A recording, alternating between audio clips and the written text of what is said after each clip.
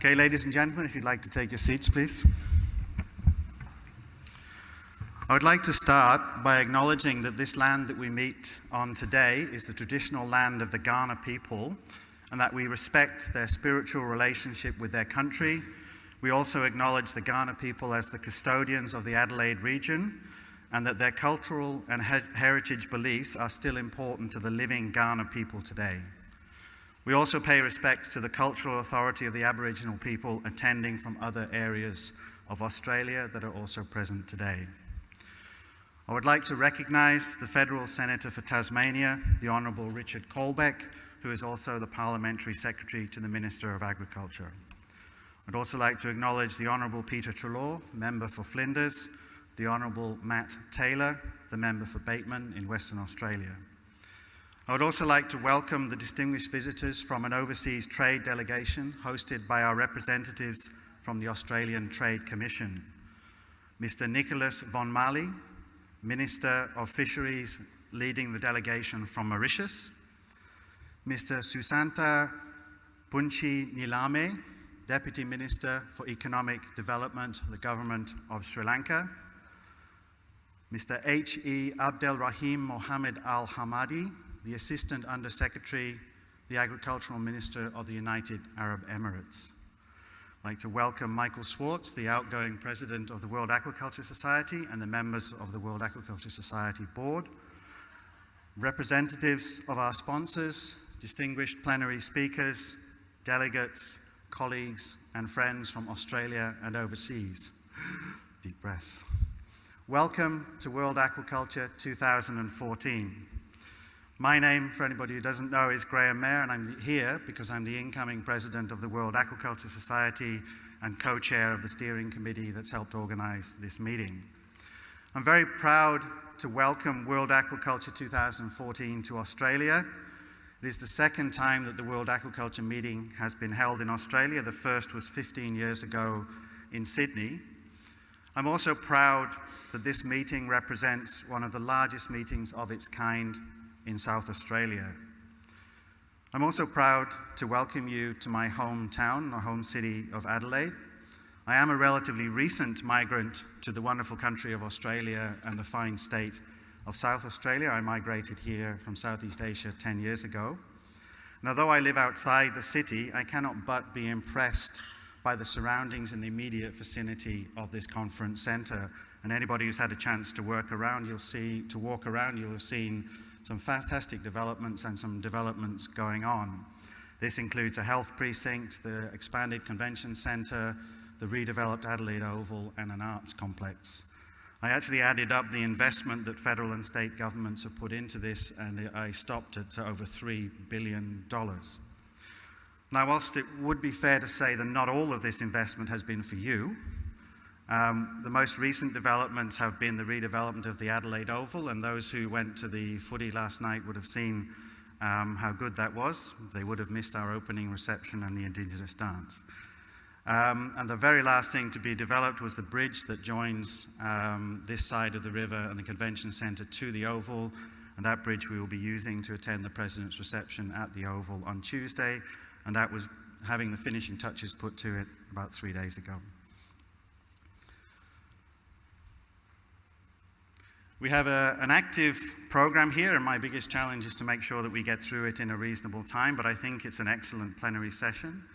After the welcomes from myself and the National Aquaculture Council, represented by Feroz Jungulwala, we'll hear from our Honourable Senator Richard Colbeck, who we know to be a big supporter of aquaculture development in Australia.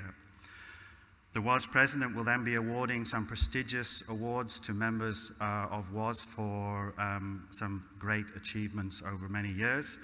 And we're then going to hear from two exceptionally qualified plenary speakers, one from Europe and one from the United States. They are extremely experienced, and they're going to be talking on very current topics in aquaculture today. And then we're going to finish with the Student Spotlight Awards, which is a wonderful opportunity for some of our youngest scientists to grab the spotlight for a few moments. So in terms of some of the logistics, how do you get the most out of this conference? I think many of you will know how to do that, but I at least want to make sure you know where to go. So the trade exhibit, which is the core of the conference, and we expect most of you to spend a lot of time in there, is in Hall H, which is actually just through there, but to get there you go out of this door, you follow the curve around, and just past the registration desk you'll find the entrance to the trade show. All of the sessions take place in the tower by atrium, and that you also turn right here, but instead you keep going straight, and there's a complex of theatre rooms straight ahead of you in a slightly separate building. All of our poster sessions, coffee breaks, lunches, and happy hours for today and tomorrow take place in the trade show. So when you're not at a session, get to the trade show. We have a student reception which is open to all of our student delegates, which is taking place on the Woolshed on Hindley Street. And for anybody who did attend last night, it's not so bad. Hindley Street I'm referring to. And then the President's reception is going to be quite an occasion at the new Adelaide Oval, which is, as I've said, a fantastic facility. And the last event, for those of you still here on Wednesday afternoon, will be a happy hour, which will be held in the foyer outside here. Now, I just want to remind you, for the President's reception, that because it is in one of the premier sporting locations in Australia, that we've decided to have a casual sporting theme. So I hope that you got some notification before you packed your suitcases to bring your colours, whatever is your sport and whatever is your team, don the colours, and we look forward to having hopefully a non-argumentative but very colourful and exciting event. Anybody who knows their teams will probably recognise from the pictures that I chose to illustrate this slide that my integration into Australian society is not quite fully complete. So moving on now to getting the most out of the conference, we're trying to improve the way that we make information available because there's a lot of talks going on in a very busy program. The traditional way that we do this is through the program book, and you all have that in your satchels, and that lists programs and talks by title. We are not making the abstracts available in a heavy book that you have to lug around or even in a USB. All of the abstracts are available online, and you can go to the website address using a desktop, and you can enter the program, read the abstract, and enter an appointment into your calendar when you decide that you want to attend. We have the same version in a mobile version, which is almost the same web address. And that's really good. And this time, for the first time ever, we have Android and Apple applications that you can use. And I've been using the Apple beta version for a few days, and it is really a great way of working out. You can search by session, by program, by speaker, by exhibitor to find the schedule. You've got maps there. There are announcements coming on every day, and you can also access Facebook and Twitter feeds. Now, whilst I whetted your appetite for that, I have to sadly inform you that Apple have so far failed to publish our WAS Meetings app. As of 10 minutes ago, we understand it's still not published. We do hope they will get it up and online. For those of you who are Google or Android users, that's already available, and I strongly recommend to use it. The online versions of the program are the best places to get a really an up-to-date picture of what's happening and also to see cancellations. We print the book a few weeks ago, and obviously we get cancellations, and it's frustrating, I know, to turn up and find that your talk is cancelled, but if you use any of the online access material, you'll see that they've been cancelled. Also, whilst I'm talking about the occasional cancellation, I'd just like to remind any session chairs in the room that because of all the parallel sessions, if you do have a cancellation in your session, please don't move the next talk forward because people are moving all the time between sessions, and we want to keep everything on time as per program. Now, the theme for this conference is create, nurture, and grow. Most of us are here because we understand perfectly well that aquaculture is a rapidly growing industry. But to put some perspective on that, globally, the aquaculture industry currently produces 70 million tons of seafood every year. It is the fastest growing primary industry, growing at around 5% per annum, and there is now more farmed seafood than there is farmed red meat. The farm value of world aquaculture is more than $100 billion US, And by the time that has been through primary and secondary processing and distribution, its value is more than $400 billion. There are more than 54 million people employed directly in the seafood harvesting industries, and an additional 195 million working throughout the seafood value chain. It is estimated by FAO that up to 900 million people, about 12% of the world population, depend on the seafood sector for their livelihoods. That's a lot of people. Our theme of create, nurture and grow operates at multiple different levels. At the research and the biological level, we have a large diversity of species under culture, some of which we are still working on to work out how to breed, to rear and to culture. As it is a new industry, we are also developing our human resources in some highly technical and complex and sometimes poorly understood areas. So we have to create and nurture and grow our people, whether they be students or chief executives. At an industry level, we have created a good foundation. We need to nurture our development and get more investment confidence, and that will enable further growth to meet the undoubted demand for aquacultured seafood. The good thing about this conference is that the extensive program we have on offer covers all of these areas and more from multiple different angles.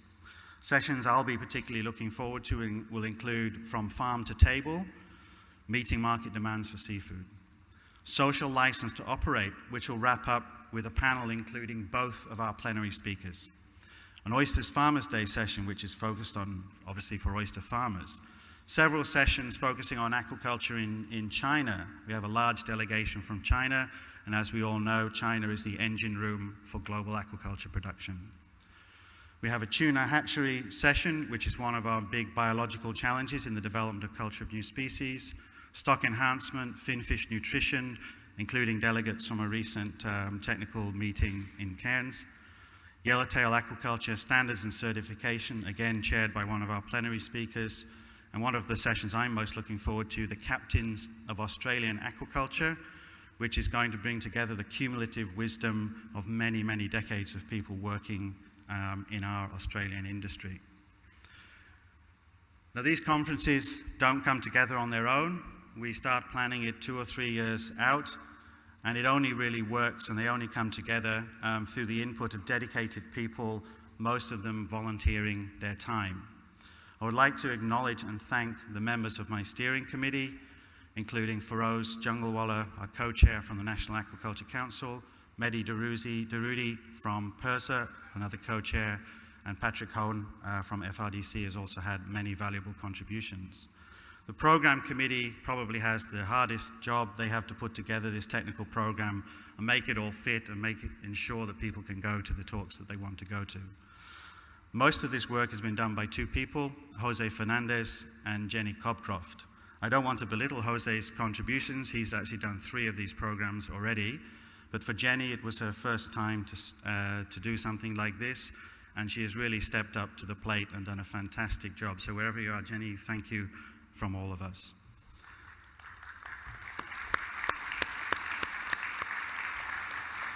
We then have the management team, and we have John Cooksey from the World Aquaculture Society, who's seen it all before and is such a calming influence that it makes me never worry. Sarah Jane from NAC has done a fantastic job, efficiency and politeness personified, and I really thank her for contributions. Roy Palmer, as most of you know, is everywhere. Roy was responsible for brokering this meeting in the first place. He's had a number of different roles, and he's traveled around the world tirelessly promoting this meeting. And Mario Stahl, who has put together an excellent trade show, which I understand is fully subscribed with over 130 booths. We have a number of other committees that function very well. We have a communications committee, and we're actually meeting every day during the week. And that committee is going to be responsible for a lot of media around in the next few days. We specifically focused on getting participation from China and Asia. I'd like to thank Steve Clark for those contributions, chairing that, and that's responsible for the Chinese delegation and also delegations from Korea and other countries. And we have some fantastic tours and events, including the highlights being a research tour around Adelaide and a really not to miss aquaculture tour around the Eyre Peninsula. I would now like to hand over to my co-chair, Feroz Junglewala, from the National Aquaculture Council. Thank you.